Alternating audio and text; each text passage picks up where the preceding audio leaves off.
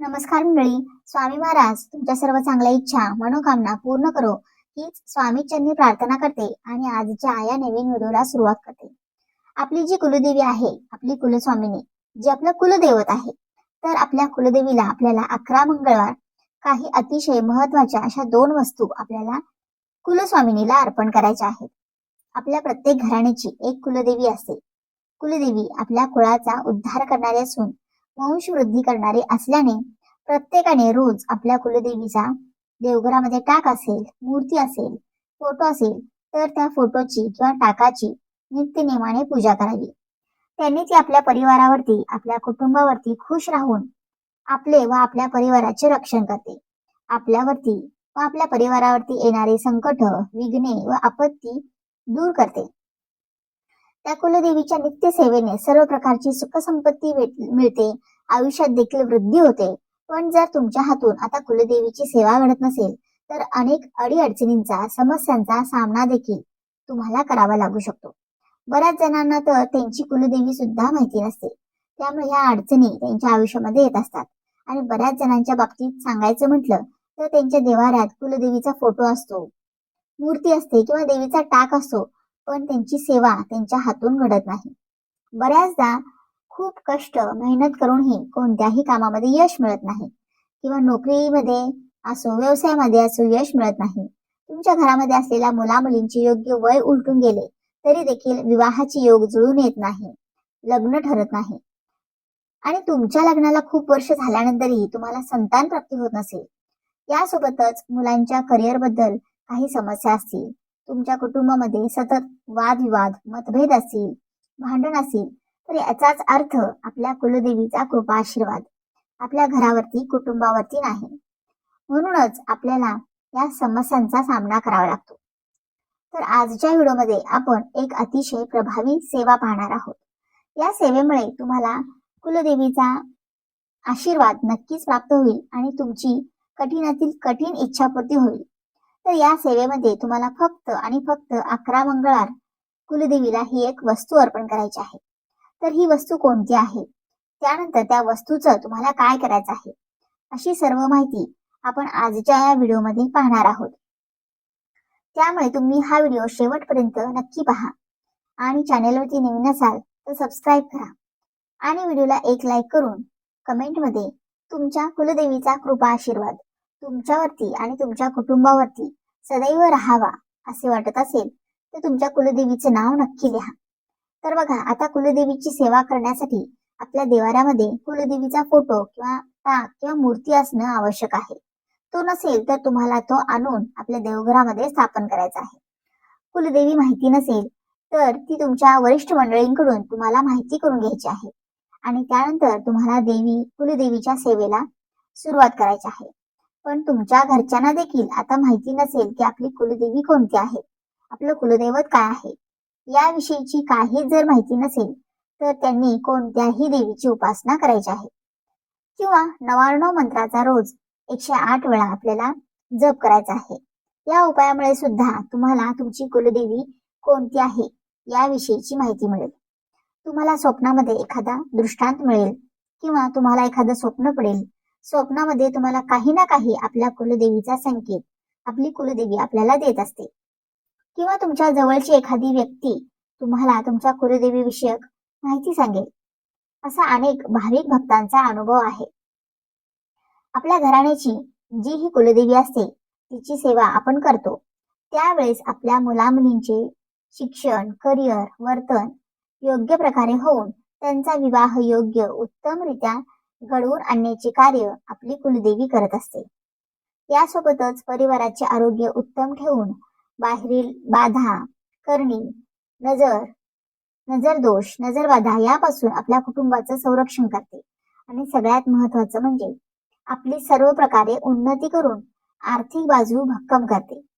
त्यामुळे ज्यांना आपली कुलदेवी माहिती आहे त्यांनी निदान कमीत कमी वर्षातून एकदा तरी आपल्या कुलदेवीच्या मूळ स्थानी जाऊन कुलदेवीच्या दर्शनाला जावं, कुलदेवीची ओटी भरावी, तिचा मान सन्मान करावा, नाक घासणी करून क्षमा प्रार्थना करावी आणि सर्वांच्या सुखाची विनंती करून घरी परत यावं. तिथून आल्यावरती घरात रोज तिची पोथी, पारायण, स्तुती, मंत्रजप, दोन्ही वेळा आरती ती कायम आपल्या कुटुंबावर केल्याने कायम आपल्या कुटुंबावरती प्रसन्न राहते. तर पहा, ही जी सेवा किंवा उपासना आराधना आपल्याला करायची आहे तर ती आपल्या इच्छित कार्यासाठी करायची आहे. इच्छा आता तुम्ही कोणतीही घेऊ शकता. तुमची इच्छा कोणतीही असू शकते. तर तुमच्या मुलाला मनासारखी नोकरी मिळावी किंवा मुलाचा विवाह योग्य ठिकाणी जुळून यावा. उपवर मुलगा असेल, मुलगी असेल, त्याची विवाहाचे योग लवकर जुळून यावेत किंवा तुमच्या लग्नाला बरेच दिवस झाल्यानंतरही तुम्हाला मूल होत नसेल, संतान प्राप्ती होत नसेल, तर त्या इच्छित कार्यासाठी आणि सगळ्यात महत्वाचं म्हणजे आर्थिक भरभराटीसाठी देखील तुम्ही ही सेवा करू शकता. त्यानंतर पहा, ही जी सेवा आहे ती कुलदेवीच्या वाराप्रमाणे करायची असते. तर तुमची कुलदेवी ही तुळजापूरची तुळजाभवानी असेल तर तिचा वार आहे मंगळवार असतो. तर सगळ्यात आधी तर तुम्हाला तुमच्या कुलदेवीचा वार माहिती करून घ्यायचा आहे. जसं की 3.5 शक्तिपीठ आहेत, ज्यामध्ये तुळजापूरची तुळजाभवानी आहे. त्यानंतर वाणीची देवी सप्तशृंगी आहे. तुळजापूरची तुळजाभवानी आई असेल किंवा सप्तशृंगी देवी असेल किंवा माहूरची रेणुका माता देवी असेल, यांचा वार जो आहे तर तो मंगळवार आहे. आणि कोल्हापूरच्या महालक्ष्मी देवी आईचा वार आहे तो शुक्रवार आहे. तर तुमची ही जी देवी असेल कुलदेवी, तिच्या वाराप्रमाणे तुम्हाला ही सेवा करायची आहे. या 3.5 शक्तिपीठाव्यतिरिक्त तुमची दुसरी कोणती कुलदेवी असेल तर तुम्ही तिच्या वाराप्रमाणे ही सेवा सुरू करू शकता. मंगळवार आणि शुक्रवार हे 2 वार देवीचे वार असतात आणि ते मानले जातात. त्यामुळे तुमच्या देवीच्या वाराप्रमाणे 11 मंगळवार किंवा 11 शुक्रवार तुम्हाला ही सेवा सुरू करायची आहे. तर त्या दिवशी तुम्ही या ज्या सेवेला सुरुवात करणार आहात, आता पहिला मंगळवार जो आहे तर त्या दिवशी पहाटे लवकर उठायचं आहे. उठल्यानंतर घराची, अंगणाची स्वच्छता करून घ्यायची आहे.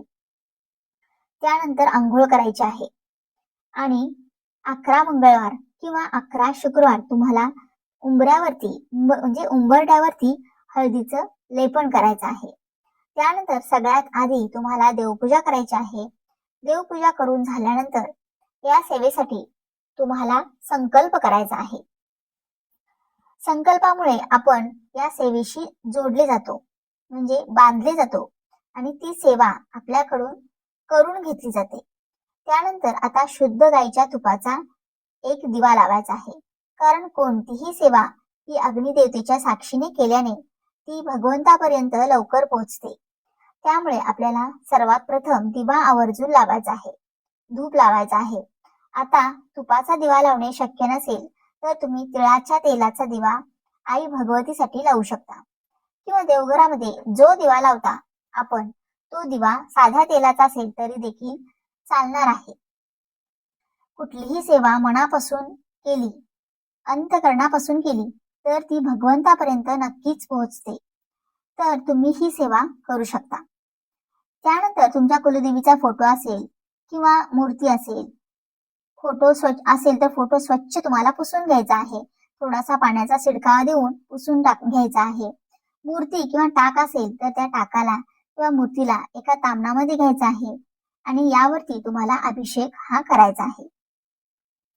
अभिषेक करण्यासाठी तुम्ही पाण्याचा, पंचामृताचा किंवा कच्च्या दुधाचा 5-5 वेळेला पाण्याने अभिषेक करा. त्यानंतर परत आपल्याला स्वच्छ पाण्याने मूर्ती धुवून पुसून घ्यायची आहे आणि हे पाणी जे आहे तर ते तीर्थ समान आपल्याला कुटुंबातील सर्व सदस्यांनी थोडं थोडं घ्यायचं आहे, म्हणजेच प्राशन करायचं आहे. आणि जे उरलेलं पाणी आहे तर ते तुम्हाला झाडाच्या बुडाशी टाकून द्यायचं आहे. तर आपल्याला तुळशीला हे पाणी अजिबात टाकायचं नाही. तुळस सोडून इतर कोणत्याही झाडाला तुम्हाला हे पाणी टाकायचं आहे. त्यानंतर कुलदेवीचा फोटो किंवा मूर्ती किंवा टाक आपल्याला एखाद्या चौरंगावरती किंवा पाटावरती आपल्याला तांबण घेऊन त्यामध्ये ठेवायचं आहे. आणि सगळ्यात पहिली जी सेवा आपल्याला करायची आहे तर ती म्हणजे कुंकुमार्चन. आता कुंकुमार्चन म्हणजे देवीच्या चरणापासून ते मस्तकापर्यंत कुंकवाने केलेलं अर्चन. तर हे कुंकुमार्चन तुम्हाला 11 वेळा करणं शक्य असेल तर 11 वेळा करा, 16 वेळा करणं शक्य असेल तर 16 वेळा करा किंवा 108 वेळा करणं असेल, शक्य असेल तर 108 वेळा करा.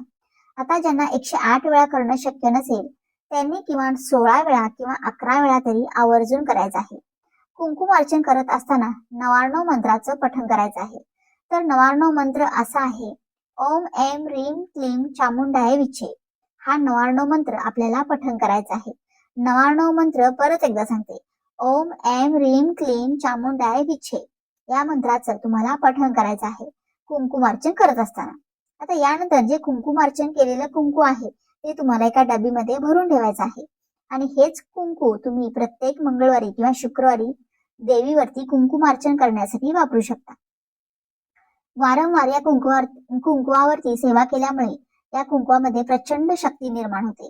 आणि ज्या वेळेस तुम्ही एखाद्या महत्वाच्या कामासाठी घरातून बाहेर पडता त्याआधी हे कुंकू तुम्ही तुमच्या कपाळी या कुंकुवाचा टिका लावायचा आहे.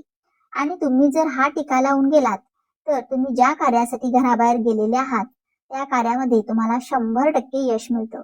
एवढी प्रचंड ताकद या कुंकुवामध्ये असते. कुंकुमार्चन झाल्यानंतर देवीला 2 महत्वाच्या वस्तू अर्पण करायच्या आहेत. तर त्याआधी देवीला सगळ्यात आधी आपल्याला हळदी कुंकू, अक्षदा, फुलं अर्पण करायची आहेत. धूप दीप ओवाळून घ्यायचा आहे. प्रत्येक मंगळवारी किंवा शुक्रवारी खडी साखरेचा नैवेद्य देवीला अर्पण करायचा आहे. तुम्ही मंगळवारी आता खीर बनवू शकता, साबुदाण्याची किंवा रव्याची किंवा तांदूळाची खीर बनवू शकता. पहिल्या मंगळवारी किंवा शुक्रवारी तुम्ही जो नैवेद्य देवी मातेला अर्पण केलेला आहे तो नैवेद्य तुम्हाला 11 शुक्रवार किंवा 11 मंगळवार तुम्हाला ठेवायचा आहे. आता तुम्ही जर खीर ठेवलेली असेल तर खीर तुम्हाला 11 मंगळवार ठेवायची आहे, 11 शुक्रवार ठेवायचे आहे. किंवा साखर ठेवली असेल तर साखरेचा नैवेद्य 11 मंगळवार किंवा 11 शुक्रवार ठेवायचा आहे. आता ते तुमच्यावरती डिपेंड आहे. तर त्यामुळे काहीही शक्य नसेल तर साधी खडी साखर तुम्ही ठेवली तरी देखील चालणार आहे. त्यानंतर देवीला एक अतिशय प्रिय असणारी वस्तू ती म्हणजे आपल्याला देवी मातेला गजरा अर्पण करायचा आहे, वेणी अर्पण करायची आहे. आता ही वेणी गजरा आता मोगऱ्याच्या फुलाचा अर्पण करू शकता. आणि जी वेणी असेल तर ती वेणी शेवंतीच्या फुलाची देखील तुम्ही आई भगवतीला अर्पण करू शकता. आणि हा गजरा वेणी आपल्याला प्रत्येक मंगळवारी आई भगवतीला अर्पण करायचा आहे. आणि यानंतर सगळ्यात महत्वाची वस्तू, ही वस्तू अर्पण केल्याशिवाय तुमची सेवा पूर्ण होत नाही. ती वस्तू म्हणजे तुम्हाला एक पानाचा विडा देखील देवीला अर्पण करायचा आहे.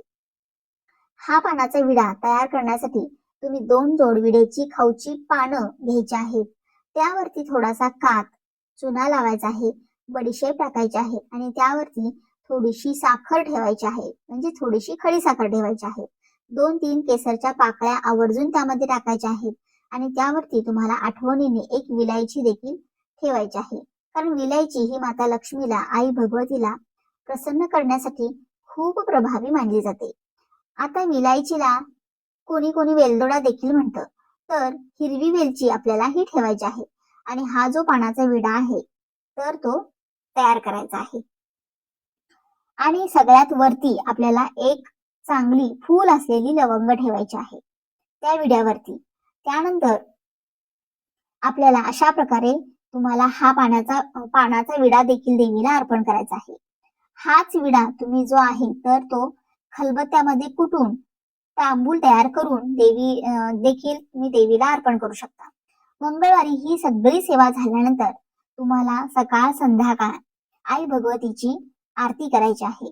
आरती करत असताना किमान एक वेळेस तरी आपल्या कुटुंबातील जेवढे व्यक्ती आहेत, आपल्या घरामध्ये जेवढे सदस्य आहेत त्यांनी आरतीला सकाळच्या नाही किंवा संध्याकाळच्या आरतीला तरी सर्वांनी आपल्या घरामध्ये हजर राहावं असं त्यांना आपण सांगावं. आणि सगळ्यांनी मिळून मिसळून ही आरती आवर्जून करावी. इतर वेळेस घरातील कर्त्या पुरुषाने किंवा कर्त्या स्त्रीने आरती केली तरी देखील चालेल. त्यानंतर देवीकडे क्षमा याचना करावी. माझ्याकडून नित्य सेवा तुझी घडली नाही, पण इथून पुढे मी तुझी सेवा करेल. माझ्या कुटुंबावरती तुझा आशीर्वाद, कृपाछत्र असंच कायम राहू दे. माझ्या चुका तू पदरात घे आणि माझ्या इच्छा, आकांक्षा, मनोकामना पूर्ण कर. अशी प्रार्थना देवी आई भगवतीकडे करायची आहे. देवीला आपण जो नैवेद्य अर्पण केलेला आहे, ज्यामध्ये खडी साखर आणि तांबूल, तर तो जो नैवेद्य आहे तर त्याच दिवशी किंवा दुसऱ्या दिवशी तुम्हाला कुटुंबातील सर्वांनी मिळून खायचा आहे. बाहेरील व्यक्तीला आपल्याला हा प्रसाद आहे तर तो चुकून सुद्धा द्यायचा नाही. किंवा ज्यासाठी ही सेवा करत आहात, जसं की मुला मुलींच्या विवाहाचे योग जुळून यावेत, एखादी घरामध्ये आजारी व्यक्ती आहे ते तिचा आजारपण दूर व्हावं, किंवा तुमच्या पतीला नोकरीमध्ये व्यवसायामध्ये बढती मिळावी, तर त्या व्यक्तीला सुद्धा तुम्ही हा जो नैवेद्य आहे, प्रसाद आहे, तर तो खायला द्यायचा आहे. आणि जर तुमचे मुलं किंवा मुली त्यांच्यासाठी ही सेवा तुम्ही करताय, तर ते तुमच्या जवळ राहत नसतील किंवा नोकरी व्यवसायाच्या निमित्ताने कुठे बाहेर गावी असतील, तर अशा वेळेस तो जो नैवेद्य आहे तर तो घरातील कर्त्या पुरुषाने किंवा कर्त्या स्त्रीने खाल्ला तरी देखील चालेल. सेवेदरम्यानच तुम्हाला तुमच्या कुलदेवीचा आशीर्वाद लाभू शकतो. पण जर तुमची इच्छापूर्ती झाली तर तुम्हाला तुमची संकल्पित सेवा जी आहे तर ती पूर्ण करायची आहे. तर अशी ही देवीची विशेष सेवा तुम्हाला सलग 11 मंगळवार किंवा 11 शुक्रवार करायची आहे.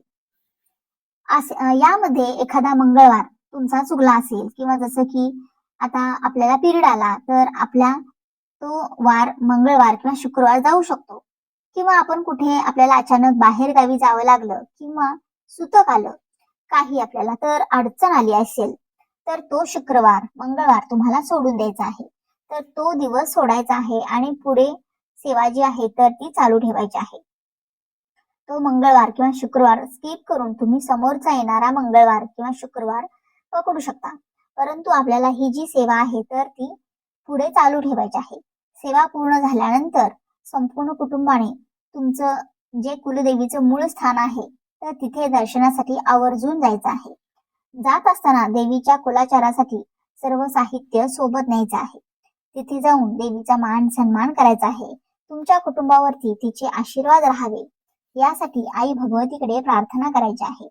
तुमची इच्छापूर्ती झाल्यानंतर कुलदेवीच्या मूळ स्थानी जाणं तुम्हाला लगेचच शक्य नसेल, तर अशा वेळेस तुम्ही इच्छापूर्ती झाल्यानंतर वर्षभराच्या आत तिथे जाऊन कुलदेवीला सांगितल्याप्रमाणे तुम्हाला यथाशक्ती मान सन्मान करायचा आहे. पण जर तुम्हाला कुलदेवी कोणती आहे हे माहिती नाही आणि तुम्ही कोणत्याही एका देवीची उपासना सुरू केली आहे आणि आता तुमची इच्छापूर्ती देखील झालेली आहे, तर तुम्ही सांगितल्याप्रमाणे 3.5 शक्तीपीठ जे आहेत, ज्यामध्ये तुळजापूर, कोल्हापूर, माहूरगड किंवा सप्तशृंगी यापैकी एका ठिकाणी कुलदेवीच्या दर्शनासाठी नक्कीच जाऊ शकता आणि तिथे जाऊन त्या देवीचा तुम्ही मान सन्मान करू शकता. सांगितल्याप्रमाणे ज्या वेळेस तुम्ही 99 मंत्राचा जप करता तर तुम्हाला तुमची कुलदेवी ही स्वप्नात दृष्टांत देऊ शकते, किंवा तुमच्या जवळचा एखादा नातेवाईक तुम्हाला तुमच्या कुलदेवीविषयी माहिती देऊ शकतो. त्यामुळे या सेवेदरम्यान जर तुम्हाला कुलदेवीविषयी माहिती झाली तर नक्कीच तुम्ही कुटुंबासहित तुमच्या कुलदेवीच्या मूळ स्थानी जाऊन दर्शन घ्यायचं आहे. दर्शनासाठी नक्की जायचं आहे आणि आजवर न केलेली सेवा जी आहे तर ती करायला आवर्जून सुरुवात करायची आहे. आता ही तुमची सेवा पूर्ण झालेली आहे, पण तुम्ही नित्य सेवा मात्र इथून पुढे नित्यनेमाने करायची आहे. यामुळे तुम्हाला कुलदेवीचा कृपा आशीर्वाद लाभतील आणि तुमच्या कुटुंबाभोवती कुलदेवीचा एक संरक्षण कवच तयार होईल. तर अशा प्रकारे आपल्याला आपल्या कुलदेवीची सेवा करायची आहे आणि या 11 मंगळवार किंवा 11 शुक्रवार आपल्याला या वस्तू आपल्याला कुलस्वामिनीला अर्पण करायच्या आहेत. तर हा महत्वपूर्ण व्हिडिओ आवडला असेल, व्हिडिओतील माहिती उपयुक्त वाटली असेल तर व्हिडिओला एक लाईक नक्की करा आणि चॅनेलला सबस्क्राईब करून आम्हाला प्रोत्साहित करा. तसेच हा व्हिडिओ जास्तीत जास्त लोकांना शेअर करा. धन्यवाद. श्री स्वामी समर्थ.